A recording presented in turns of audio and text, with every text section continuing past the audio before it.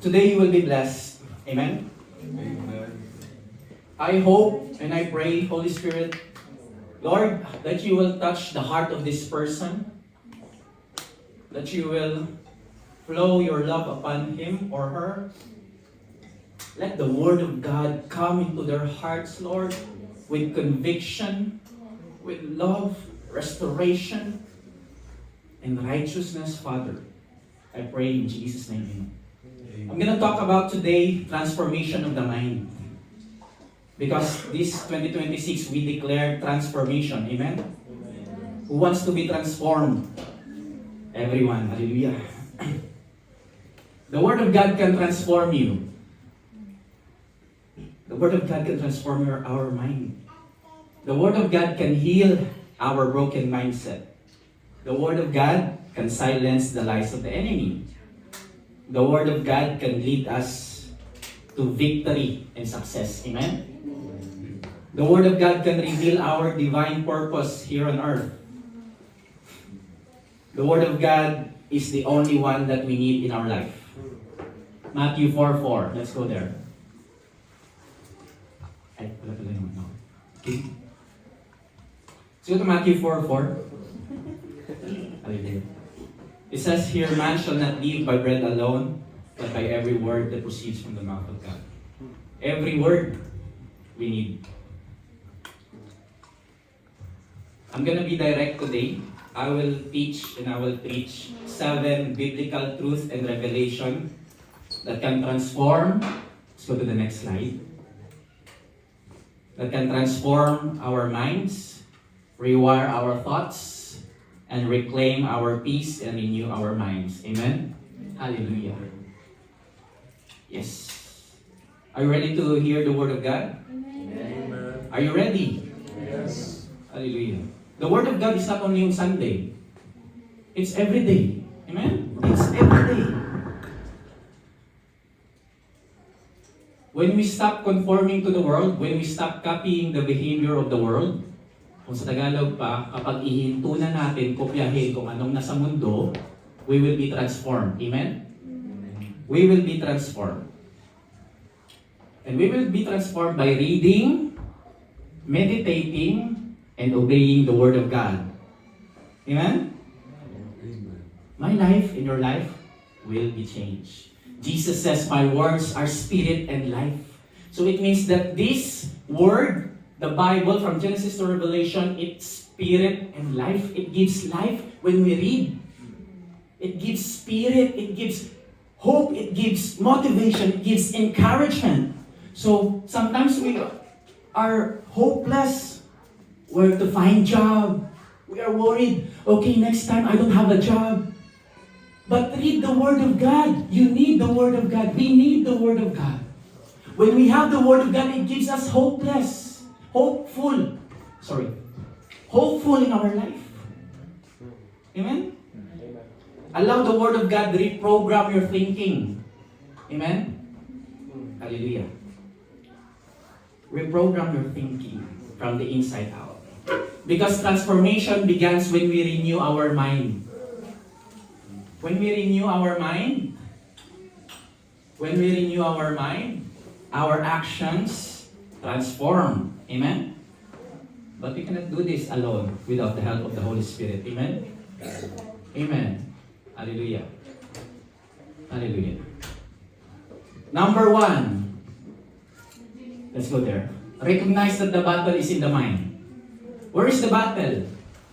In the mind. In the mind. Hallelujah. Romans 12:2. Let's read all together. And do not be Conform to the pattern of this world, but be transformed by the renewing of the mind, that you may prove what is that good and acceptable and perfect will of God. First, we must confront and resist and oppose our thoughts. Amen? Ibig sabihin, sa Tagalog pa, i-confront natin, i-oppose natin, dapat nating labanan kung anong nasa isip natin na hindi maka-Diyos. Every thought that is not from God, we should confront. Amen? Because the war that we are facing is not in our circumstances, but in our thoughts. Tell your neighbor, the war is in your mind. The enemy first attack your mind.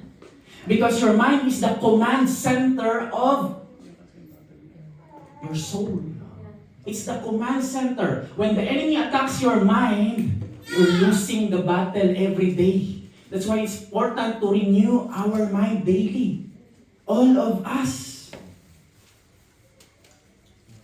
And our mind is like a garden that we plant seeds of the Word of God. In our mind, when we read the Word of God, we plant seeds of the Word of God in our mind as a garden. Then suddenly, there are weeds. Amen? Amen. There are weeds. Mga, kung sa Tagalog pa mga, kung sa Bisaya, sagbot sa mga sa Tagalog, damo.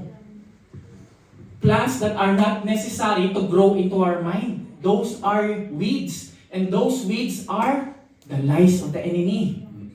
Hallelujah. You need to listen, okay?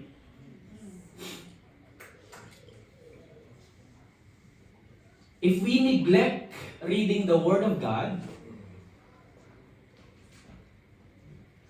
the weeds are growing. The lies of the enemy are growing into our thoughts. If we neglect, I'm not exempting myself on this, okay? That is why the Bible says in Joshua 1:8, you should meditate the law of the Lord day and night. How we should meditate the Word of God? Day and night.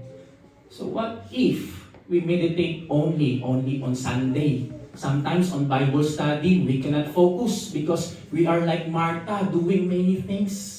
But Jesus says to Mary, you did only one thing, and that is to sit at the feet of Jesus, listen to His words. Amen?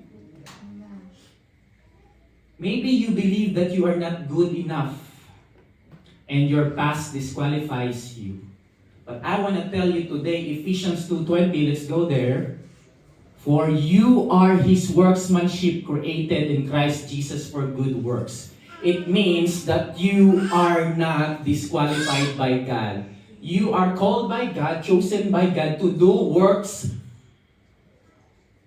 good works. It means that God is your Father and you are His masterpiece. God, the painter, using the brush, paint you as a masterpiece. It means that you are valued to God. You are His masterpiece. Amen? How much cost that painting when you go to a exhibit or when you go to a Colosseum? That very expensive painting. It's very costly. But God made you priceless. Amen? You should know that. That's why it's very important to renew our mind of God's truth daily. Question again, what is one worldly mindset you have been copied, followed to? Maybe it's idol of materialism, idol of money, idol of fame, idol of material things, fear of others people's opinion, anxiety that takes away our peace. There's a lot of worldly mindset and lies of the enemy. So whatever it is, replace it with the Word of God. Replace it with the Word of God. And it's a daily thing. Right? Because when you think about what God says to you and not what other people says to you, you will renew your mind daily and you will be transformed. So when people gossip you and think negativity on you, look at the Word of God and look the scriptures and look for the scriptures that says to you that in Ephesians 2:20 that you are the workmanship created in Christ Jesus for good works. Amen? Number 2, let's go there. Capture every thought with God's authority.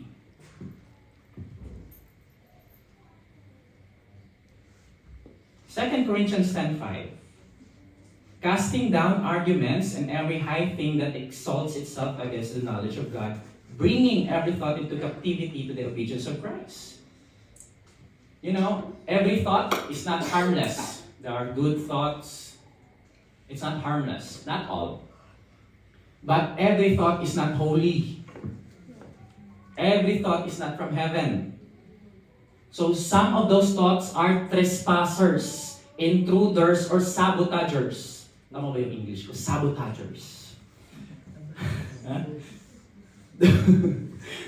Those thoughts in our mind, they trespass in our mind to put lies into us. So we need to capture those thoughts in our mind. Amen?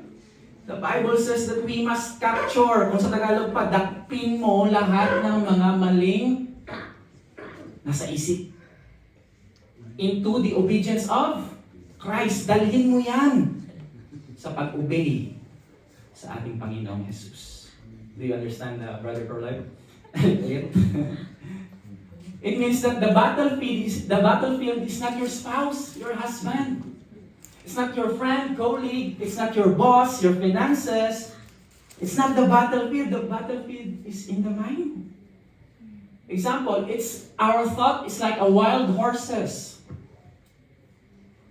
When we don't bridle the wild horses, when we ride the horses and we don't bridle them to control them, suddenly the horses will run you to the cliff. So that's why when the negative thought comes, evil thought comes, capture them, renew your mind. And look at the Word of God. Read and meditate, memorize the Word of God. Write the Word of God and put it on the fridge, put it on your mirror. Sometimes we are so lazy. Okay lang makinig, okay lang ganyan. But we forget. We are distracted.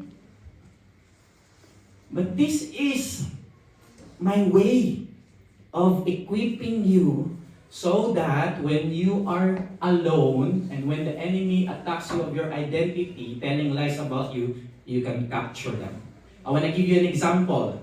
When depression says you are alone, but God says to you, I will never leave you nor forsake you. Hebrews 13:5. What about that? Anxiety says to you, you won't make it. Hindi ka makakapagtrabaho, hindi ka makakapag-asawa, hindi ka makakapag-serve kay Lord, hindi ka makapagbasa ng Word of God. Anxiety taking place in your mind. Sabihin mo, no weapon formed against you, Isaiah 54:17, no weapon formed against shall prosper. Amen? Dapat marunong tayong mag-counter-attack sa kaaway. Hindi lang po tayong Amen? I'm teaching you how to fight. Amen? We need to fight. And we need to reclaim the victory that we have in Christ Jesus. Amen? So kapag wala kang ginagawa or busy ka naman, magsulat ka ng Word of God. Isulat mo, write down the Word of God saying, no weapon formed against you. Basahin mo, memorize mo yan for 1 week. And keep declaring it into yourself that the lies of the enemy will not prosper in your life. It will not prosper in your life. Amen? And when you feel abandoned, parang nag-iisa ka na lang, tell the enemy, Isaiah 41:10, fear not, for I am with you. Do not be dismayed, for I am your God. I will strengthen you. Yes, I will help you. I will uphold you with my righteous right hand. Counter the enemy. When you feel worthless naman, pinakamagandang basahin, very good to read is Psalm 139. Hallelujah. Amen? And this is how you renew your mind. You renew your mind with God's Word. You take captive about the lies of the enemy. then you build a tower of defense. You build a tower of refuge in the Word of God. Truth. Don't negotiate with the enemy. Don't debate with doubts. Capture the lies. Replace it with the Word of God. Amen? Amen. Number 3, replace fear with power, love, and sound mind. Amen. Fear is not only an emotion. Fear is a spirit. Espiritu po yung fear. We need to cast out that spirit of fear. It has a voice, it has an agenda, and it's not from God. Fear is not from God. Amen? It should be cast out. And when we read the Word of God daily, God's Word into our mind casted out the fear. Amen? Yung fear is like a squatter. Who knows what is a squatter? Squatter is a group of people or a person that living in a land that they don't own. That is a squatter. So fear taking residence into your mind but your mind is not in their possession. So you need to let the fear take the title deed and says, I own my mind. God give it to me. Go out fear. Amen? And God give us the spirit of love. He gives us the spirit of love. Power and a sound mind. Not weak mind. Not chaotic mind. Not lazy mind. Not a sound mind which is stable. He gives us a stable mind. A sound mind which is stable and strong. So every time fear rises, declare 2 Timothy 1:7. Declare, for God has not given you a spirit of fear, love, until you will feel boldness. Amen? Declare what has been written.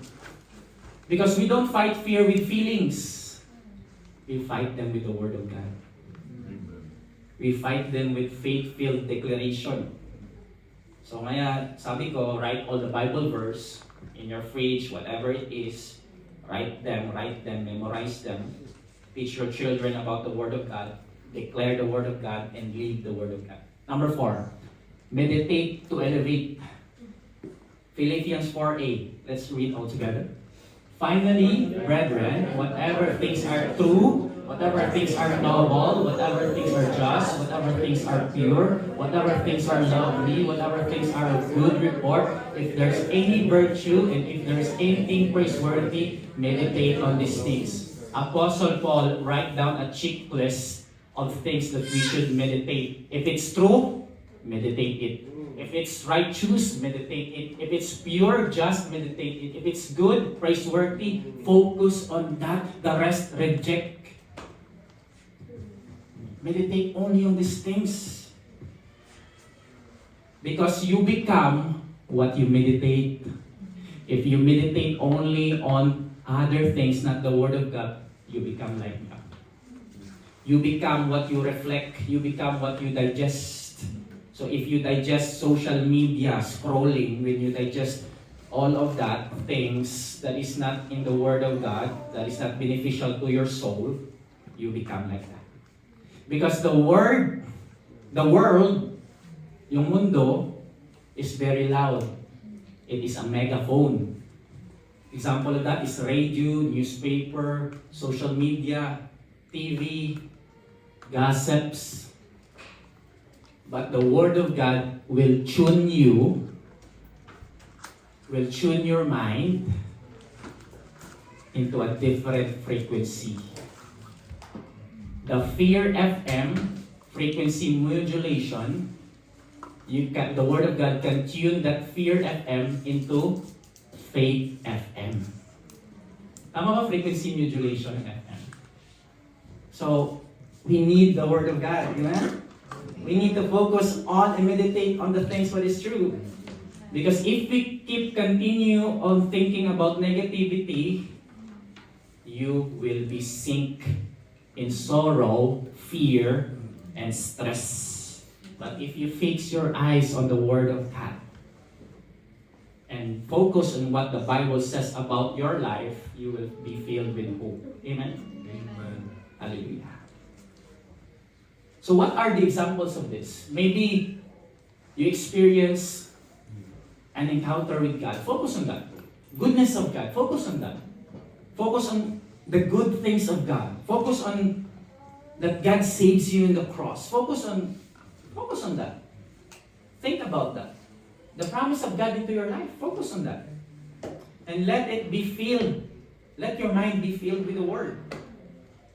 Because when you are filled with the Word of God, hallelujah, your thoughts will be changed. And it changes into language. And language will change into decision. And decisions will change your destiny. When you focus on the Word of God, what God says about you, His promise about your life, when you focus on that, you meditate on that, you believe on that, your decision making will be changed. Amen? Amen. Number 5, know who you are in Christ. This is the most common problem to us Christians. We don't know who we are. We thought like an ordinary person. We thought like we are like, I don't know. But we should know our identity. Let's bring back again that Ephesians 2:10. Let's go there. For we are His workmanship created in Christ Jesus for good works which God prepared beforehand that we should walk in them. Don't allow the world to tell you who you are. Allow the Word of God. Allow the truth to tell you who you are. That's why there's so many identity crises. They don't know who they are. They don't know that God created them male or female, male and female. They don't know that God made them in the image of God. If we let the world dictate us of what we are, we will receive false identity. We will live in trauma, abuse, fear. We will live in discouragement, failures. And people are blinded because that was the world telling about them, and they focus on that. The people are blinded and they didn't know that God has a plan for them. So that's why I encourage you to focus on the Word of God. But I came today to break every false accusation and false identity in the name of Jesus Christ. Amen? You are not a mistake. You are not a failure. You are not your depression. You are His workmanship. I will repeat it again. You are a masterpiece, canvas by the brush of grace, with the paint of truth, and with the blood of Christ. You are painted as a masterpiece of God. God is the poem maker and you are His poem. Your life is rhyming the way God speaks.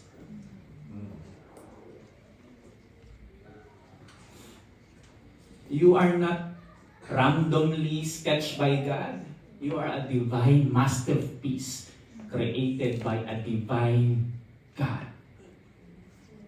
Amen? Amen. Amen. He made you to carry His holiness. He made you to carry His presence. He made you to carry His glory. He made you to carry His purity and righteousness. Amen? Amen. And the enemy is not only after your salary, your family, your health, your friends, your ministry. The enemy is also after your faith. Because when the enemy takes away your faith, it started that your life is gonna sink. Amen? The devil is a twister. So don't let the devil twist your identity. That is why we need to stop to look into the mirror of the world and start looking in the mirror of the Word of God. Because when we look the mirror of the Word of God, the Bible says that we have been transformed, beholding like in the mirror, from glory to glory, just like the image of His Son by the Spirit of the Lord. Hallelujah. The mirror of the Word will show you wrong. The Word will tell you, you are wrong, you are always have a mistake, you are like this, you are like that. But the Word of God will tell you about right, truth, love, peace, goodness. Amen? The mirror of God will tell you that you are right in Christ. The mirror of God will tell you that you are chosen, Ephesians 1:4. The mirror of God will tell you you are redeemed, Galatians 3:13. The mirror of God will tell you that you are adopted as sons and daughters of God, Ephesians 1:5. That you are seated in the heavenly places, hallelujah, Ephesians 2:6. So I want to encourage you, when you go home, start writing, I am loved, I am good enough, I am loved by my Heavenly Father. I am anointed. Worship leader, I am anointed. I am not forsaken nor abandoned. Amen? Speak, declare out from your identity. Amen? Amen. All together, let's say this. Let's declare this. 1, 2, 3. I am not what happened. I am who God called me to be. I am not what I lost, I am what He gave. I am not abandoned, I am beloved. I am not defeated, I am more than conqueror. We should know our identity. Because when we know our identity, lies fades away. Hallelujah. If people lie, accuse, label, judge you, you better remind the enemy, I am God's masterpiece. No trauma, no failure, no pain, no guilt, no shame can take away the signature of God into your soul. Because you are His masterpiece. Let's go to number 6. Speak godly words. Are you blessed? Amen. Hallelujah. Proverbs 18:21. Death and life are in the power of the tongue, and those who love it will eat its fruit. Brothers and sisters, if you want to transform your thoughts, you need to start talk good things, biblical and truth. Declare biblical to your brothers and sisters. Declare what is truth upon their life. Bless them. Love them. Amen? We should stop speak death into our life, curses, evil, and negativity, words upon our life into other people. I cannot preach righteousness here if I am still slandering people out of the pulpit. You and I cannot love people when we are gossiping them. That is unloving. We cannot bless other people and expect to receive blessings when we curse them and say bad words to them. We cannot receive forgiveness if we don't confess our sins. We cannot receive healing and deliverance if we speak curses and diseases onto our life and to other people. The Bible says that death and life is in our mouth, in our tongue. Our tongue is also a megaphone. It's not only a muscle, it's a megaphone of your mindset. So what you think, your tongue, it goes out to your tongue. So your mouth is not only for communication, it's for creation. Do you remember Genesis 1:3? God said, God speak, God used His tongue, words came out. It says, let there be light, and light came. So every time when we speak good to our brothers and sisters, we bless them. Hallelujah. We let heaven come upon them. Because God did not build the world in bricks. He built the universe through the Word. And the Word is Jesus Christ. That's why the Word, when we read the Word, we meditate the Word, it comes into our mind. And when we speak what is in our mind, what is truth, we bless them. Amen? Amen. Hallelujah. There is power in our words. So stop saying, I will never change. Minsan tayo nagsasabi, hindi na siguro ako magbabago. Stop that! Start saying, I am being transformed by the renewing of the mind, Romans 12:2. Stop saying, I will quit ministry. And start saying, I can do all things through Christ who strengthens me. Stop saying, I am powerless. Acts 1:8, you shall receive power when the Holy Spirit come upon you. Stop saying, I am the old me. And start saying, 2 Corinthians 5:17, I am a new creation. Hallelujah. Amen? Stop saying, I am messed up. Kasi nagkamali ako eh. I am a failure. Start saying, he who begins a good work in me, he will finish it. He will complete it. Philippians 1:6. Stop saying, I am cursed, and start saying, I am blessed and highly favored. Luke 1:8. Amen? Amen. We cannot think like Christ and speak chaos. It should be aligned. Amen? The enemy uses our tongue to be a weapon if our heart is not guarded with truth. You remember? Have you ever think about this when you go to church or when you meet a friend and your heart is not on peace, your heart is not on truth, you speak condemnation. That's why it's very important that we shower our mind with the Word of God. Amen? That's why we must line up our life to read and meditate the Word of God and start obeying, start believing, start living, and start declaring. I wanna encourage you this. Let's declare this. Let's go to the other side. No? Okay. Just repeat after me. 1, 2, 3. I am changing my speech.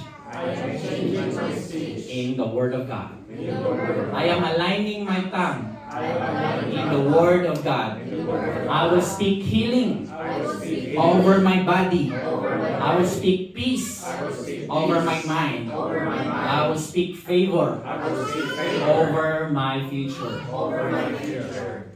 Because the Word of God is a prophetic blueprint. When we know the Word of God, we come into the promised land of the future. It is a prophetic blueprint that every time we declare, it happens. Amen? Amen. Oof. So stop speaking about defeat and failure. Listen to the God that gives you victory into His Word. Begin declaring day and night. Amen? Amen. The last, number 7. Woo! Let the Word of God dwell in you richly. Let's go to Colossians 3:16.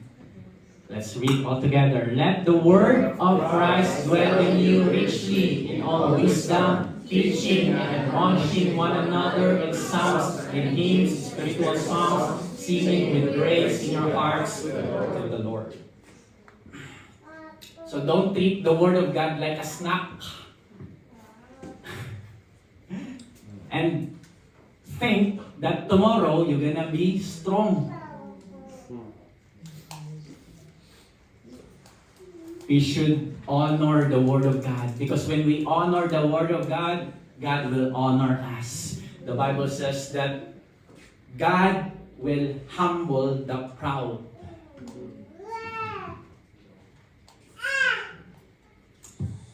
And when we start to revere the Word of God, to fear the Word of God, we will fall in love with the Word of God. Amen? The Word of God must live, dwell in our mind, not just temporary. Not just like Sunday, not just like Bible study. Okay lang kung hindi, okay lang din kung wala, hindi magbasa. No! We must read. Amen? The Word of God must reside into our mind. The Word of God must take your address into your mind, and the Word of God will live in your mind forever. We must put highest value in the Word of God. We must put highest priority in the Word of God. We must put highest time spent in the Word of God rather than anything else.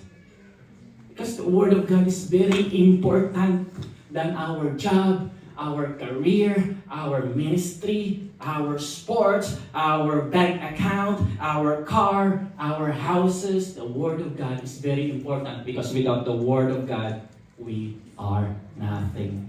John 1 says that the Word, through Him, He created all things. Are you alive? I want to finish in 1 minute. Because when your mind is empty with the Word of God, ito yung ginagawa ng enemy. The devil will fill your mind with lies. But when the Word of God dwell in your mind richly, the devil has no space. Amen? So don't be a casual reader. Don't be lazy to read the Word of God. We must be on fire on reading the Word of God. Look at Acts. Look at the apostles. They are on fire in the Word of God. Amen? We need on fire Christian and stop living like those other Christians that are very religious, that are very, ano ba yan, Holy Spirit? Ayoko niyan. We should be a lovers and doers of the Word of God because the Bible is not only for information. Amen? The Bible, the Word of God is a spiritual oxygen. And when we stop taking the spiritual oxygen, we will gonna die. I want to invite the worship team here. Hallelujah. Let's all stand. And we're going to praise the Lord. Are you blessed? Amen. Hallelujah. We need to be transformed. And invite also the people back there to come.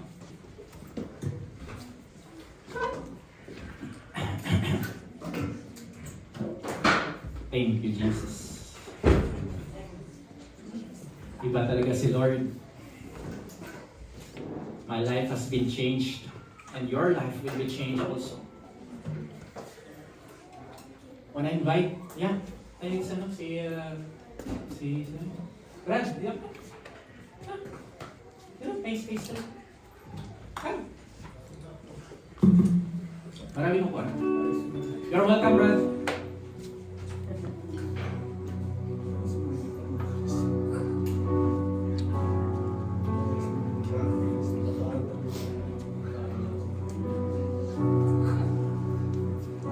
Close your eyes. I want to invite the intercessor here.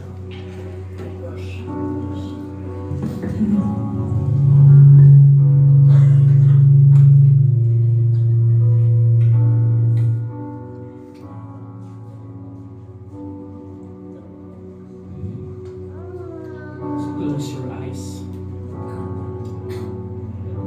I've been meditating in John this past few weeks. And it very strike me that Jesus is all we ever need. Jesus says that I am the bread of life. Jesus says that I am the living water. Jesus says I am the light of the world. Jesus says that I am the resurrection and the life. Jesus conveys in giving us victory that He is all that we need. As you close your eyes,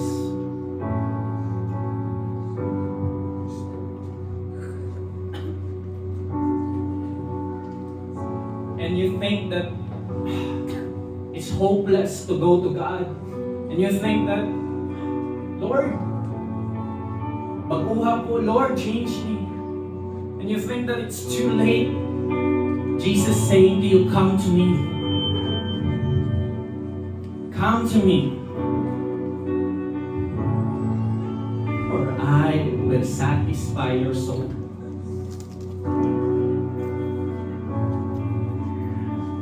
He loves you with an everlasting and unconditional love.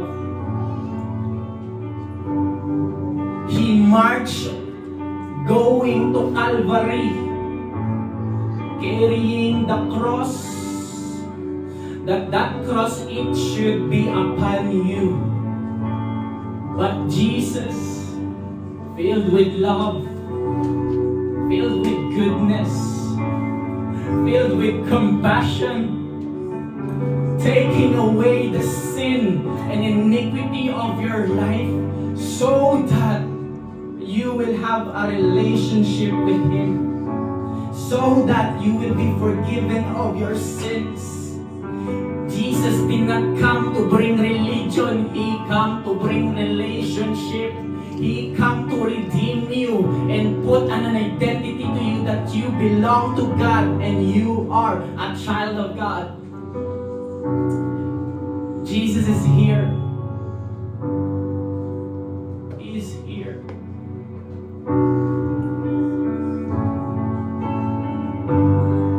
And maybe you go to church, you thought that you are a Christian, but you don't have the Holy Spirit. You are not born again. You have only a religion. Jesus came not to condemn us, but to save us. And if the Holy Spirit is convicting you to come to Him, just invite Jesus into your heart. Allow Him. Maybe you're a backslider. Maybe you, I don't know, casual change, church goer. Okay lang mag-attend church, okay lang dili. But Jesus is here. He will forgive sins. He will forgive sins. Confess your sins to Jesus. Allow Him to come into your heart and make Him your Lord and Savior. As we sing this song, lead me to the cross. Lord Jesus, thank you for today, Lord. Thank you for the forgiveness of sins. Thank you for the love, grace, and mercy that you've given upon our life. Lord, fill us with your presence. Fill us with your love. Fill us with your deliverance and healing, Lord.